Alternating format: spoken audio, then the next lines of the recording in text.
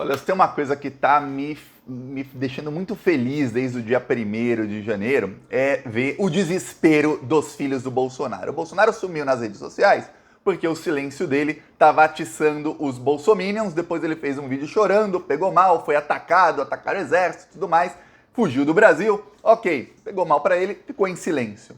E toda postagem do Bolsonaro ele é atacado pela direita e pela esquerda. Tá. Mas os filhos do Bolsonaro não. Esses nunca tiveram silêncio nas redes sociais. Esses continuaram publicando abobrinhas. Uma das provas, inclusive, de que o gabinete do ódio voltou a todo vapor é o número das fake news e como são requintadas as fake news que eles estão colocando contra o Lula. Quer dizer, você vê que tem uma produção ali, é vídeo produzido, é foto, que teve gente que teve que pensar para procurar pelo em ovo, para inventar alguma coisa, para fazer a fake news. Eu já vou te mostrar alguns exemplos.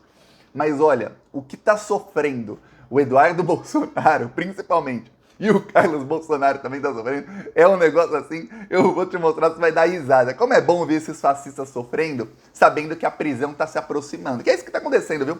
O Eduardo Bolsonaro, ele passou, nos últimos 2 anos, a ser um dos organizadores do Gabinete do Ódio ao lado do Carlos. Ele faz a parte internacional do Gabinete do Ódio. Agora o Gabinete do Ódio está trabalhando dos Estados Unidos. Serão todos extraditados e presos. Mas eles sabem, como o fim está vindo, eles sabem o quê? Eles sabem que está chegando o dia e eles vão se desesperando cada vez mais. Vamos lembrar, o inquérito das fake news deve acabar daqui no máximo 1 mês ou 2, a não ser que eles descubram muita coisa nova. Mas ele deve acabar. Assim que acabar, serão feitas denúncias. Muita gente que continua cometendo os crimes, porque lembre-se, não é um crime que foi cometido e parou de ser. Não, continua sendo cometido o crime. Esses terão sua prisão preventiva decretada. Então vai ficar bem feia a coisa para esse pessoal em algumas semanas. Isso vai acontecer. E aí, vamos ver. Primeiro o Eduardo Bolsonaro. Olha, a coisa começou a estar ruim para eles, pro Eduardo e pro Carlos, já na noite de Ano Novo. Na noite de Ano Novo, o Mourão fez aquele pronunciamento, já mostrei aqui, já falei sobre isso, em que ele faz várias críticas ao Bolsonaro sem citar o nome dele. Mas a crítica chegou no interlocutor. Essa aqui é a reação do Eduardo Bolsonaro. Ele chamou o Mourão disso aqui, ó. Usou até um emoji com olhinho e tudo, ó. Aí ele disse, ó: cada momento crítico que exige confiança no líder que nos conduziu até esse momento, mais máscaras caem. Meu conselho aos mais jovens: não deixe que o ego e a ambição por poder te seguem. Se isto ocorrer, você jamais será líder, pois para ser um é inerente que saiba ser liderado. Pô, para ser um líder tem que saber ser liderado, frase aí do Eduardo Bolsonaro. Tá, aí ele, que deve ter roubado de alguém a frase, viu? Aí ele começa a disseminar fake news contra o Lula já no primeiro dia. Você vê como as coisas são, hein? Já, o Lula não tinha nem ainda assinado o termo de posse. Não tinha nem assinado o termo de posse ainda e o Eduardo Bolsonaro já tinha começado. Deu ruim, a equipe de Lula pede que convidados não entrem com maconha. Não, a equipe do Lula divulgou que não podia entrar lá no festival porque todo mundo seria revistado para não entrar ninguém com arma. Tinha arma, não sei o que, e drogas. Você não pode entrar em droga em nenhum lugar no Brasil, não é só no festival do Lula. Mas eles distorcem a notícia falando que a equipe do Lula pediu, os petistas são todos maconheiros, blá blá, e se fosse não teria problema nenhum. O único problema no Brasil é a lei sobre a maconha. Ó, aí vai lá o Eduardo Bolsonaro. Aí, olha, não tem nenhuma bandeira do Brasil aqui. Para quem diz que o comunismo não existe, procura uma bandeira. Aí achou que falou, serve essa aqui, ó. Olha o tamanho do bandeirão que tinha ali no meio. E aí ele pegou uma foto que não tinha bandeira. Aliás, essa bandeira tem uma história bem bonita. É um bandeirão que percorreu várias cidades do Brasil com o Lula. Esse bandeirão começou em Teresina, no Piauí. Foi feito lá. O Lula fez um comício em Teresina, aí tinha esse mega bandeirão, a foto ficou bem bonita, todo mundo começou a compartilhar, eu até fiz TikTok mostrando essa bandeira, e aí o que aconteceu? Levaram essa bandeira, e onde o Lula ia, se ele fizesse comício num lugar grande que cabia, colocavam a bandeira ali, que às vezes o comício era em um local fechado, né? Aí não dava, mas onde era local grande, colocava. A bandeira rodou o Brasil inteiro, e no dia da posse, não podia faltar a mesma bandeira lá, mas um mega de um bandeirão. Aí, o Eduardo Bolsonaro, o melhor é que o post do Eduardo Bolsonaro com a crítica, no próprio Twitter dele, tem 80 mil, dá pra ver aqui, 80 mil likes. E o da Choquei tem 134 mil likes, não sei se dá pra ver aqui o número, 134 mil. O celular tá em polonês, viu? Lá que é Polubienia, pessoas que gostaram. em polonês. Ó, viu? Você assiste Plantão Brasil, já tá aprendendo idiomas aqui. Aí depois, ainda no dia da posse, ele resolveu atacar o Monark. Monark, para quem não sabe, é aquele que defende que o nazismo não seja crime. O Monark era o dono do Flow Podcast. Aliás, uma coisa sobre o pessoal de esquerda: parem de engajar nas redes desse cara. Nossa, qualquer post dele com qualquer porcaria ele publicou ontem. Ai, já tá na hora, já tá cedo ainda para pedir impeachment do Lula. Aí toda a esquerda lá dando engajamento. Aí o post dele aparece para 2, 3, 4, 5 milhões de pessoas.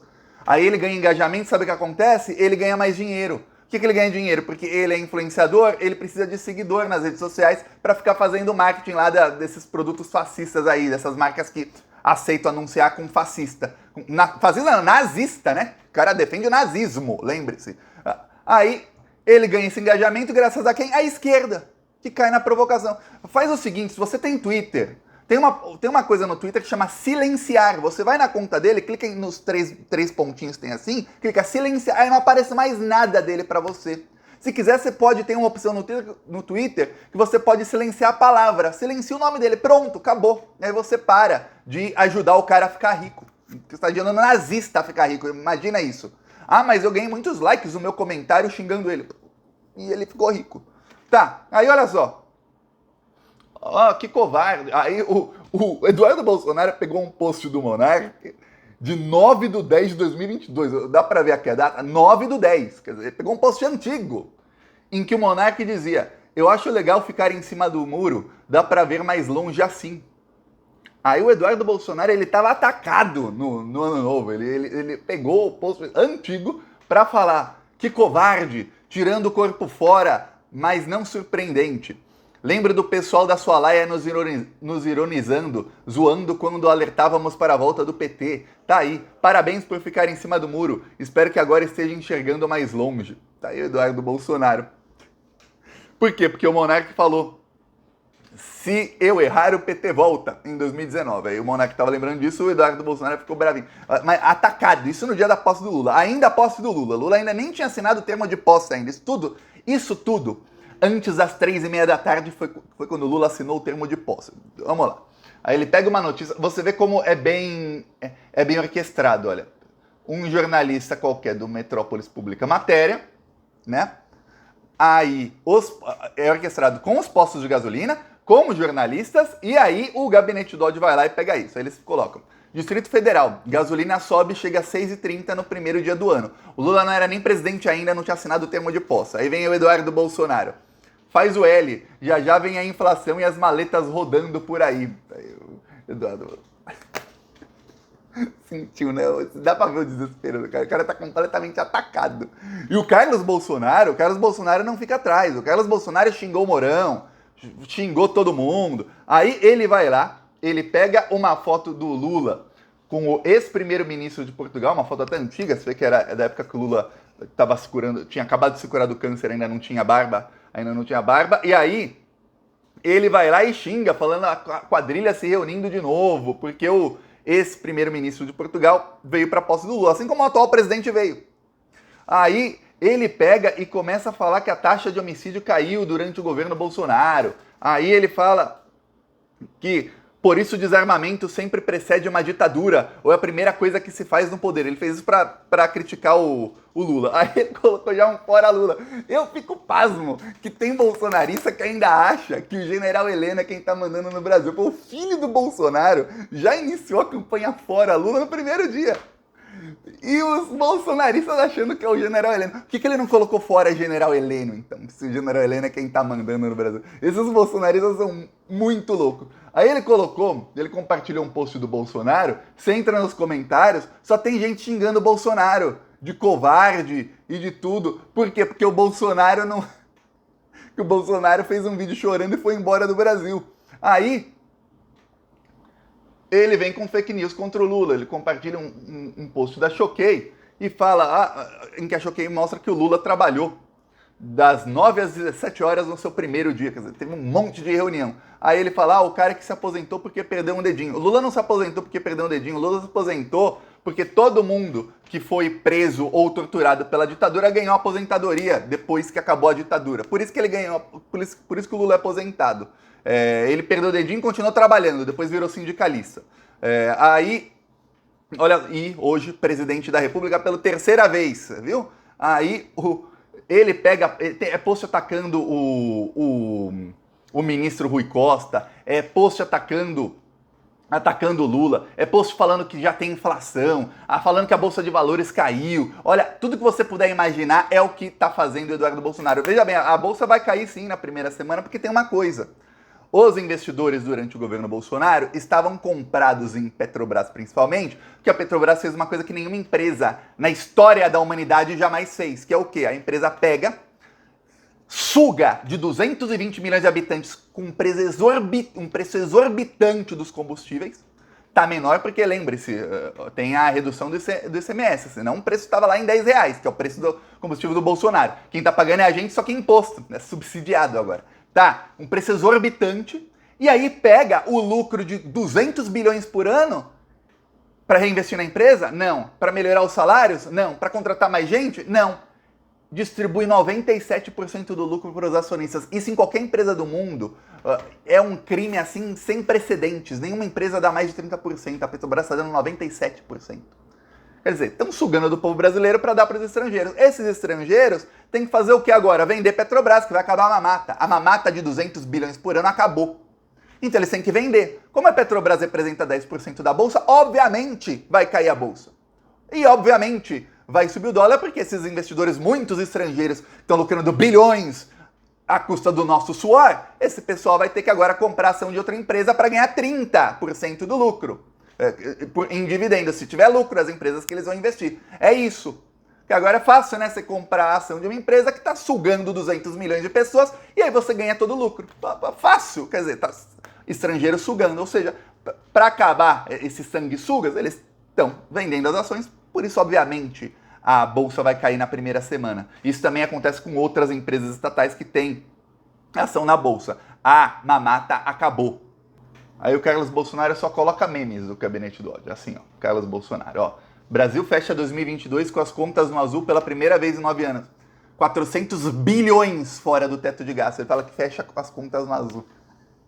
É de um nível, os bolsonaristas todos, mito, mito, mito. Aí alguns falam, mas não adianta nada disso, que agora os comunistas voltaram, blá, blá, blá. Quer dizer, muitos ainda nas redes sociais xingando o Carlos. E olha que os xingamentos ao Bolsonaro foram bem intensos no dia que ele fugiu, dia 30. Dia 31 ainda eram intensos. Aí, depois que o Lula tomou posse, foi diminuindo. Mas mesmo assim, ainda tem muito xingamento ao Bolsonaro. Aí também fake news sobre a gasolina. Quer dizer, agora eles estão focando em fake news sobre a gasolina, mas tem uma coisa.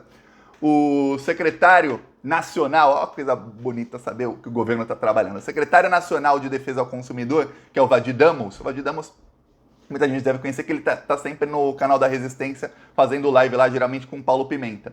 Ele já anunciou que abriu uma investigação contra esses postos que estão aumentando o preço dos combustíveis. Aumentaram o preço dos combustíveis dia 1 sem motivo algum. Não aumentou o preço da gasolina, não aumentou o preço nas refinarias, no caso, né? Não aumentou o preço do petróleo, não aumentou nenhum tributo, porque que estão todos aumentando o preço em cartel. O que é cartel? É quando vários empresários se unem para aumentar o preço de alguma coisa ao mesmo tempo. E aí não tem como você comprar em algum lugar mais barato, que aumentou em todo lugar. Ou seja, esse é o preço novo. O que vocês estão fazendo no cartel para aumentar o preço? Para dar manchete para o Eduardo e para o Carlos Bolsonaro disseminarem fake news e culparem o Lula?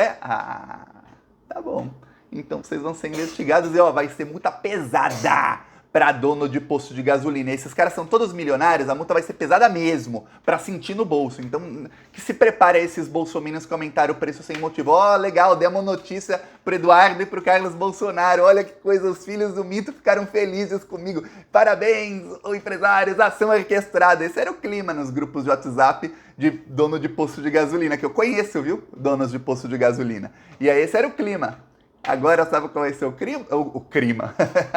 O clima daqui a alguns dias vai ser, levei multa de 200 mil, levei não sei quantos mil de multa, esse vai ser o clima. Babaca. Igual nos grupos de caminhoneiro, fechou uma estrada aqui, aí depois o clima era o quê? Olha, levei 135 mil de multa, só que eu só ganho 25 mil por mês em contrato, isso fora os gastos, eu não sei o que fazer, um dos meus caminhões está proibido de rodar. Mesma coisa. mesma coisa vai acontecer com esses empresários. Então preparem-se. E o Eduardo Carlos tem uma coisa.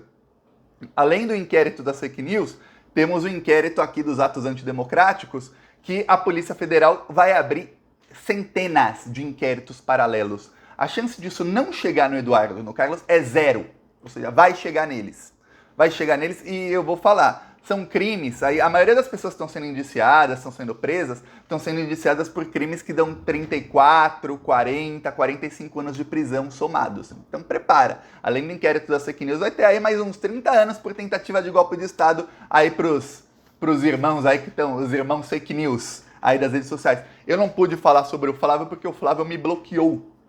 Então eu não vejo, apesar de que o Flávio ele ataca de uma maneira bem diferente. Ele é mais do meio político do que os irmãos, então ele usa fake news mais de outro tipo. A ver aí os próximos passos, já a gente vai estar rindo da prisão deles. Peça aí sua inscrição no canal. Falou!